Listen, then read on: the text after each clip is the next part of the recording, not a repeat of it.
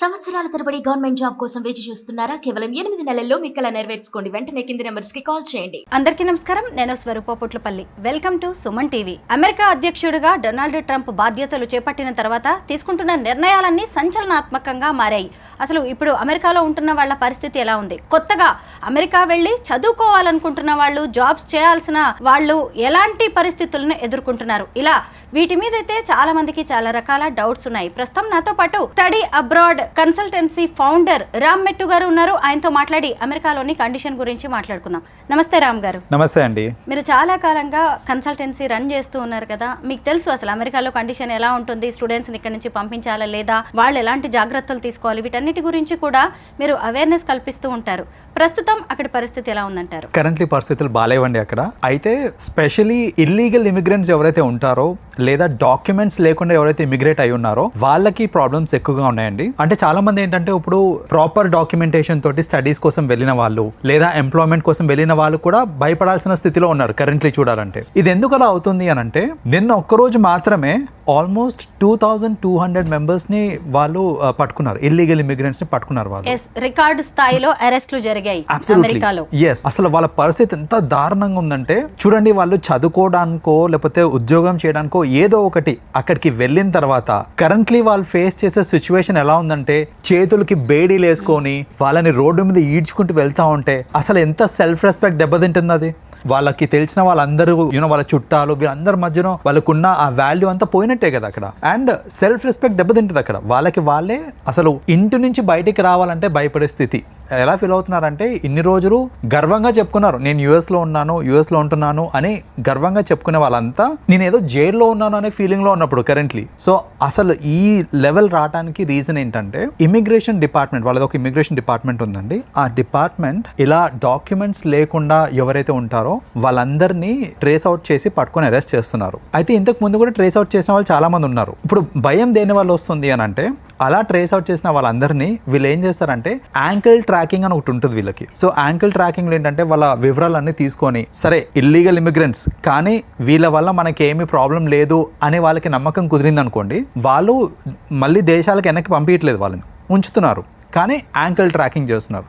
Ankle tracking ఏంటంటే వీళ్ళు అసలు ఎక్కడికి వెళ్తున్నారు, ఏం చేస్తున్నారు, ఎవరితో మాట్లాడుతున్నారు, ప్రతి ఒక్కటి త్రూ సోషల్ మీడియా కానివ్వండి, వాళ్ళకి సపరేట్ అప్లికేషన్స్ ఉంటాయి, శాటిలైట్ ఇవన్నీ ఉంటాయి, సెల్ ఫోన్ మానిటరింగ్ కూడా.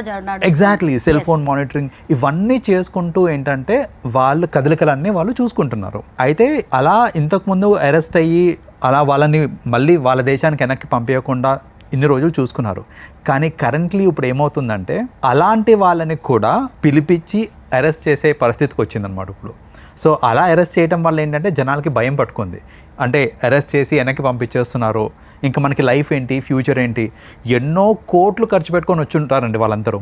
ఇప్పుడు ఏంటంటే చదువుకోవడానికన్నా కానివ్వండి, లేకపోతే అలా ఇల్లీగల్గా రావడానికి కొన్ని కన్సల్టెన్సీస్కి వాటికి వీటికి వీళ్ళు ఏం చేస్తారంటే థర్డ్ పర్సన్స్కి అమౌంట్ ఇచ్చి వెళ్ళుంటారు. సో ఇప్పుడు ఆ అమౌంట్ రాబట్టుకుందామనే లోపే అరెస్ట్ అయ్యి మళ్ళీ వెనక్కి వచ్చేస్తామనే బాధ, భయం ఇవన్నీ అక్కడ జనాల్లో ఉన్నాయి కరెంట్లీ. ఇంకా ఇంకొక యాంగిల్ చూస్తే అండి, అన్ని డాక్యుమెంట్స్ పర్ఫెక్ట్గా ఉండి వెళ్ళిన వాళ్ళు కూడా అసలు బయటికి రావాలంటే భయపడుతున్నారు. ఎందుకంటే వాళ్ళకి జరిగే ప్రొఫైలింగ్ కానివ్వండి, స్క్రీనింగ్ కానివ్వండి, ఇవన్నీ కూడా ఒక నెక్స్ట్ లెవెల్ స్క్రీనింగ్ జరుగుతుంది. ఇంతకుముందు వీసా ఇంటర్వ్యూస్, అంటే ఇక్కడ నుంచి యూఎస్కి వెళ్ళాలంటే వీసా ఇంటర్వ్యూస్లో జనరల్ క్వశ్చన్స్ అడిగేటోళ్ళు వాళ్ళు. లైక్ ఎందుకు వెళ్దాం అనుకుంటున్నావు, యూఎస్కి ఎందుకు వెళ్దాం అనుకుంటున్నావు, నీ క్వాలిఫికేషన్ ఏంటి, ఏ కంపెనీలో పనిచేద్దాం అనుకుంటున్నావు, లేకపోతే ఏ యూనివర్సిటీలో చదువుదాం అనుకుంటున్నావు, ఈ క్వశ్చన్స్ ఉంటాయి. కరెంట్లీ ఇప్పుడు ఏంటంటే సోషల్ మీడియా ప్రొఫైలింగ్ కూడా జరుగుతుంది. సో వాళ్ళ సోషల్ మీడియా హ్యాండిల్స్ ఏంటి, దాంట్లో వాళ్ళు ఎలాంటి పోస్టులు పెడుతున్నారు, అవన్నీ ఓకేనా, లేకపోతే ఏదన్నా అంటే వాళ్ళ మైండ్ సెట్ ఎలా ఉంది, వాళ్ళ యాటిట్యూడ్స్ ఎట్లా ఉన్నాయి, ఇవన్నీ తెలుసుకోవడానికి ఏంటంటే కరెంట్లీ ఇప్పుడు యుఎస్ గవర్నమెంట్ వాళ్ళ సోషల్ మీడియా అకౌంట్స్ని ప్రొఫైలింగ్ చేస్తూ ఉంది. ఎస్ రామ్ గారు, మనం సోషల్ మీడియా వెట్టింగ్ గురించి మాట్లాడుకోవాలి. అసలు ఒక స్టూడెంట్కి వీసా ఇవ్వాలా వద్దా అనేది కూడా ఆన్లైన్లో వాళ్ళ యాక్టివిటీ ఎలా ఉంది అని అఫీషియల్స్ చూసి మరీ ఇస్తున్నారు. సోషల్ మీడియా వెట్టింగ్ గురించి కూడా ఇప్పుడు బాగా టాక్ నడుస్తుంది, దాని గురించి చెప్పండి. డెఫినెట్గా అండి. సో ఈ సోషల్ మీడియా వెట్టింగ్ గురించి చెప్పాలి అని అంటే, చాలామంది అండి సోషల్ మీడియా అనే ప్లాట్ఫామ్ని మిస్యూజ్ చేసుకొని వాళ్ళ వ్యూస్, వాళ్ళ థాట్స్, నాకు రైట్ టు ఫ్రీడమ్ ఉంది, నేను ఎక్స్ప్రెస్ చేయగలుగుతాను అనేసి వాళ్ళ కంటెంట్, ఇష్టం ఉన్న కంటెంట్ని వాళ్ళు ఎక్స్ప్రెస్ చేయటము, ఏదైనా అది పొలిటికల్ వ్యూస్ అవ్వచ్చు, లేకపోతే ఏదైనా అవ్వచ్చు, వాళ్ళు పెట్టే పోస్టులు ఉండి వాళ్ళ ఫ్రెండ్ సర్కిల్లో ఎవరున్నారు, వాళ్ళు ఎలాంటి గ్రూప్స్ని ఫాలో అవుతున్నారు, దేంట్లో వాళ్ళు యాక్టివ్గా ఉంటున్నారు, ఈ యాక్టివిటీస్ అన్నీ కూడా సోషల్ మీడియాలో రికార్డ్ అవుతూ ఉంటాయి. వాళ్ళు పెట్టిన పోస్టుల నుంచి అన్నీ. కరెంట్ సిచ్యువేషన్ ఏంటంటే ఆల్రెడీ యూఎస్లో ఉన్న స్టూడెంట్స్కి కూడా ప్రొఫైలింగ్ జరుగుతుంది. స్టూడెంట్స్ కానివ్వండి, ఎంప్లాయీస్ కానివ్వండి, వాళ్ళకి కూడా ప్రొఫైలింగ్ అవుతుంది. ఎవరైతే వెళ్దాం అనుకుంటున్నారో వాళ్ళని కూడా చూస్తున్నారు. సో ఇలా చూడటం వల్ల ఏంటంటే వాళ్ళకి ఏదన్నా కొంచెం తేడా కొట్టింది అనుకోండి, అరే వీడి మైండ్ సెట్ బాగాలేదు, లేకపోతే వీడి ఇంటెన్షన్స్ కరెక్ట్గా లేవు అని వాళ్ళకి ఏమైనా అనిపించింది అని అంటే వాళ్ళకి వీసా ఇవ్వకపోవడం, లేదా వాళ్ళు ఆల్రెడీ యూఎస్లో ఉంటే కనుక వాళ్ళని డిపోర్ట్ చేయడం, మళ్ళీ బ్యాక్ టు ఇండియా పంపించడం, ఇలాంటి యాక్టివిటీస్ కూడా జరుగుతున్నాయి. అయితే స్టూడెంట్స్ కానీ ఎవరన్నా సరే తెలుసుకోవాల్సింది ఏంటిదనంటే, మీ సోషల్ మీడియా ఒకవేళ నార్మల్గా న్యూట్రల్గా ఉందనుకోండి, భయపడాల్సిన పని లేదు. రైట్, మీ సోషల్ మీడియాలో ఏదన్నా వ్యతిరేకంగా, అంటే మరి ఎవరికైనా వ్యతిరేకంగా ఏదన్నా రాయటం కానివ్వండి, లేకపోతే ఎనీథింగ్ విచ్ ఈజ్ ఎక్స్ట్రీమ్, అలాంటి ఏదైనా పోస్టులు పెట్టారనుకోండి, పొలిటికల్ పోస్టులు ఇలాంటివి ఏమైనా ఉన్నాయనుకోండి, అవి మాత్రమే డిలీట్ చేయండి. అంతవరకు మాత్రమే డిలీట్ చేయండి. అంతేగాని కొందరు ఏం చేస్తున్నారంటే స్టూడెంట్స్, ఎందుకు వచ్చింది, ఎక్కడ వాళ్ళు మిస్టేక్ పట్టేస్తారేమో అనేసి సోషల్ మీడియా అకౌంట్స్ని డిలీట్ చేసుకుంటున్నారు, విచ్ ఈజ్ వెరీ రాంగ్. మీరు సోషల్ మీడియా అకౌంటే డిలీట్ చేశారనుకోండి, మీకు ఇబ్బంది ఏమొస్తుందంటే, మీ సోషల్ మీడియా అకౌంట్ చెప్పండి అని అన్నప్పుడు no I don't use it, లేకపోతే నాకు లేదు అని చెప్పారనుకోండి, వాళ్ళకి డౌట్ క్రియేట్ అవుతుంది. ఉంది కానీ వీళ్ళు డిలీట్ చేశారేమో, అంటే వీళ్ళు డిలీట్ చేశారంటే దాంట్లో ఏదో తప్పుగా వీళ్ళు పోస్టులు చేస్తుంటారు. So let us not consider him అన్నట్టు ఒక నెగటివ్ ఇంప్రెషన్ క్రియేట్ అయిపోయి మొత్తానికే మోసం వచ్చే ఛాన్సెస్ ఉంటాయి. కాబట్టి అకౌంట్స్ డిలీట్ చేయకండి. అకౌంట్స్లో ఏదైనా విపరీతంగా ఏమైనా రాసున్న పోస్టులు కానీ, పొలిటికలీ వ్యతిరేకంగా ఏమైనా రాసున్నారు, లేదా యూఎస్కి వ్యతిరేకంగా ఏమైనా రాసున్నారంటే అవిటిని మాత్రమే తొలగించండి. అన్నిటినీ డిలీట్ చేయాల్సిన అవసరం లేదు. అలా చేయటం వల్ల అన్నిటినీ ఒకవేళ డిలీట్ చేయడము, లేదా అసలు అకౌంటే డిలీట్ చేయడం చేస్తే కనుక ఖచ్చితంగా అది ఇంకా మేలు కంటే కీడు ఎక్కువ చేస్తుంది. కరెక్టే. చాలా మంది డిలీట్ చేసేస్తున్నారు ఎందుకు వచ్చిందిలే అని చెప్పేసి. కరెక్ట్. అయితే మీ దగ్గరకు కూడా చాలా మంది స్టూడెంట్స్ వస్తూ ఉంటారు కదా, వాళ్ళకి మీరు ఏం చెప్తున్నారు? ఇప్పుడు నాకు జనరల్గా వచ్చే ఒక క్వశ్చన్ ఏంటంటే, అసలు యూఎస్కి వెళ్ళడానికి ఇది రైట్ టైమా? యూఎస్ అనేది చాలా మందికి అబ్రాడ్ వెళ్ళి చదువుకోవాలనే కోరిక ఉంటుంది. సో నేను అబ్రాడ్కి వెళ్ళి ఈ టైంలో చదవడం కరెక్టా, లేకపోతే ఆగిపోమంటారా, లేకపోతే వేరే దేశానికి వెళ్ళమంటారా, ఈ క్వశ్చన్స్ ఎక్కువ వస్తున్నాయి నాకు ఈ మధ్యన. అయితే ఇక్కడ ఒక సింపుల్ అనాలిసిస్ అండి. మీరు డాక్యుమెంట్స్ అన్నీ పర్ఫెక్ట్గా ఉన్నాయి, మీ సోషల్ మీడియా క్లీన్ ఉంది, రైట్, మీరు ఏం తప్పు చేయలేదు, చేయబోరు కూడా అని అంటే భయపడాల్సిన అవసరం లేదు. ఇక్కడ యూఎస్లో మార్కెట్ కూడా అంత బాగాలేదు కదా అని అంటే దానికి ఆన్సర్ ఏంటంటే, ఎస్, ఖచ్చితంగా యూఎస్లో మార్కెట్, జాబ్ మార్కెట్ అనేది ఇప్పుడు బాగాలేదు. కానీ మీరు చదువుకోవడానికి వెళ్తున్నారు అనుకోండి, మీకు 2 బెనిఫిట్స్ ఉన్నాయి. ఈ టైంలో యూఎస్కి వెళ్తే 2 బెనిఫిట్స్ ఉన్నాయి. బెనిఫిట్ నెంబర్ 1 ఏంటంటే, ఈ టైంలో చాలా మంది వెళ్ళట్లేదు కాబట్టి మీకు వీసా వచ్చే ఛాన్స్ ఎక్కువ, అంటే వీసా యాక్సెప్టెన్స్ ఛాన్స్ ఎక్కువ ఉంటుంది మీకు. రెండోది ఏంటంటే, అంటే if your profile is clear, అప్పుడు యాక్సెప్టెన్స్ ఛాన్స్ ఎక్కువ ఉంటుంది. రెండో బెనిఫిట్ ఏంటంటే, మార్కెట్ ఖచ్చితంగా సెట్ అవుతుంది ఫ్యూచర్లో. ఇప్పుడు బాగాలేదు కానీ ఫ్యూచర్లో సెట్ అవుతుంది. మార్కెట్ సెట్ అయ్యే టైంకి మీ స్టడీ కూడా అయిపోయి ఉంటుంది కాబట్టి మనం ఏంటంటే జాబ్ రెడీ ఉంటాం అనమాట.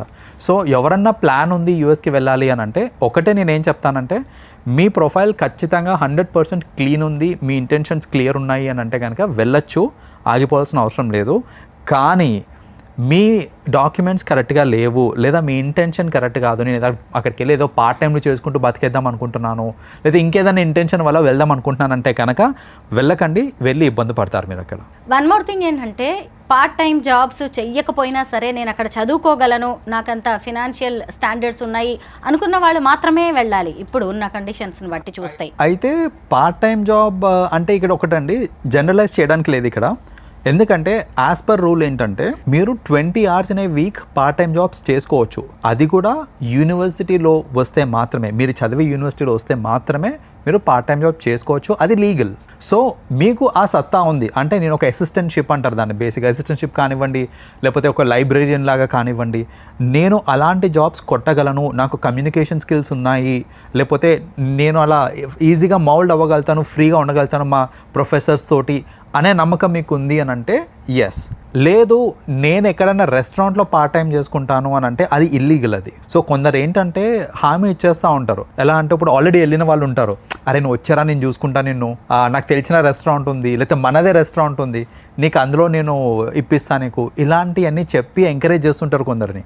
But at the end of the day మీరు అక్కడికి వెళ్ళిన తర్వాత రూల్స్ స్ట్రిక్ట్ అయ్యి లేకపోతే పొరపాటున మీరు పట్టుబడ్డారనుకోండి అక్కడ వర్క్ చేస్తున్నప్పుడు, మీరు ఇల్లీగల్గా వర్క్ చేస్తున్నారు అనేసి మళ్ళీ డిపోర్ట్ అయ్యారు అని అంటే మీరు పెట్టుకొని వెళ్ళిన ఖర్చు మొత్తం వృధా అయిపోతుంది.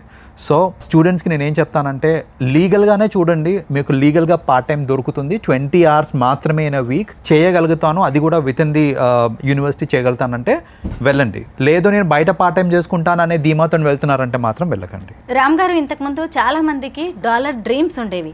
ఇప్పుడు అమెరికా కళలన్నీ కళ్ళలైపోతున్నాయి. అమెరికా వెళ్ళాలంటే కూడా 1కి 10 సార్లు ఆలోచించుకోవాల్సిన పరిస్థితి వచ్చింది. మీరు ట్రంప్కి ముందు కూడా చూశారు ఇక్కడ నుంచి స్టూడెంట్స్ వెళ్ళడం, అలాగే జాబ్ కోసం వెళ్ళడం. ఇప్పుడు చూస్తున్నారు ఇక్కడ సిచ్యుయేషన్ ఎలా ఉంది, అక్కడ ఎలా ఉంది అని. అంటే అప్పటి నంబర్కి ఇప్పటి నంబర్కి ఏమైనా తేడా కనిపిస్తుందా మీకు?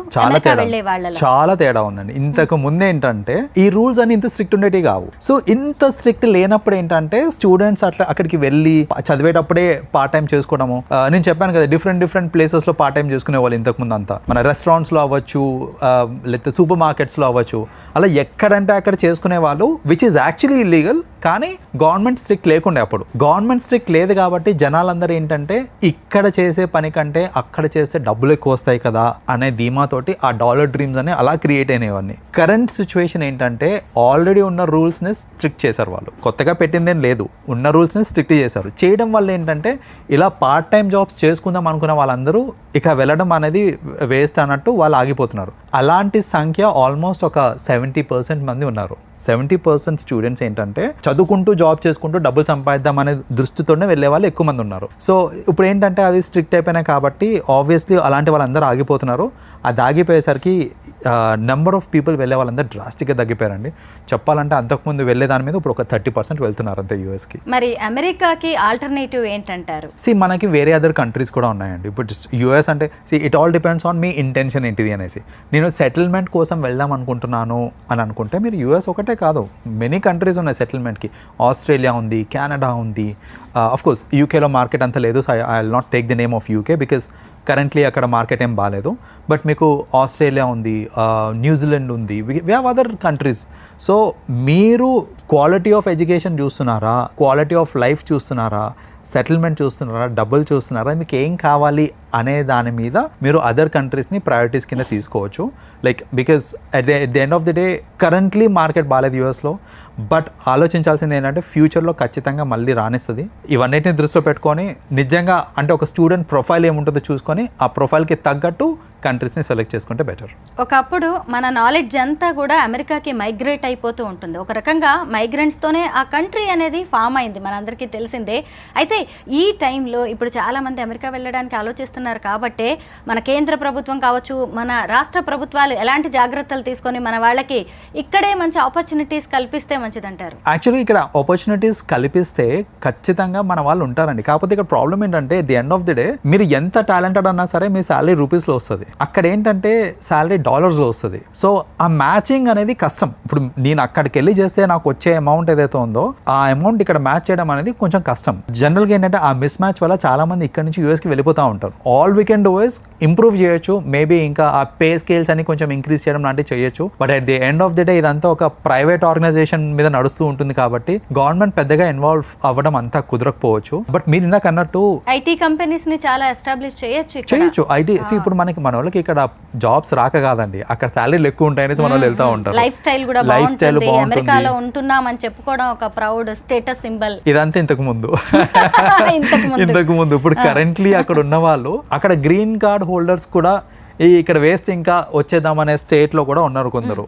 సో అలాంటి సిచ్యువేషన్స్ ఫేస్ అవుతున్నారు. బట్ ఎస్, ఇదంతా టెంపరీ సిచ్యువేషన్స్, ఇవి మారుతాయి, కొంచెం ఓపిక పట్టాలి. లేదు ఇండియాలోనే బాగుంటుంది అని మీరు అనుకుంటున్నారంటే ఆల్రెడీ అక్కడ నుంచి వచ్చేయాలనుకుంటే వచ్చేసి, అది పర్సనల్ కాల్ అది. బట్ అసలు ఇంత దారుణంగా ఇంత స్ట్రిక్ట్ చేయడానికి ఇంకొక మేజర్ రీజన్ ఏంటంటే కొలరాడోలో రీసెంట్గా ఒక ఇష్యూ అయిందండి. లైక్ కొంచెం అటాక్స్ అవి అయినాయి. అది కూడా ఎవరి వల్ల అయినాయి అంటే ఇట్లా ఇల్లీగల్ ఇమిగ్రెంట్స్ వల్లనే అయినాయి. సో ఆ అటాక్స్ని బేస్ చేసుకొని ఇప్పుడు ఏం చేస్తున్నారంటే ఇదంతా ఇల్లీగల్ ఇమిగ్రెంట్స్ వల్ల మనకి సెక్యూరిటీ ఇష్యూస్ వస్తున్నాయి అని దాన్ని ఆసరాగా తీసుకొని ఇప్పుడు ఈ చర్నింగ్ అవుట్, ఫిల్టరేషన్ అంతా దానివల్ల అవుతుంది అనమాట. ఇప్పుడు రామ్ గారు, ట్రంప్ కి అలాగే హార్వర్డ్ యూనివర్సిటీకి మధ్య కూడా కోల్డ్ వార్ జరుగుతోంది. ఎగ్జాక్ట్లీ, దాని గురించి కూడా డిస్కస్ చేయాల్సిందే.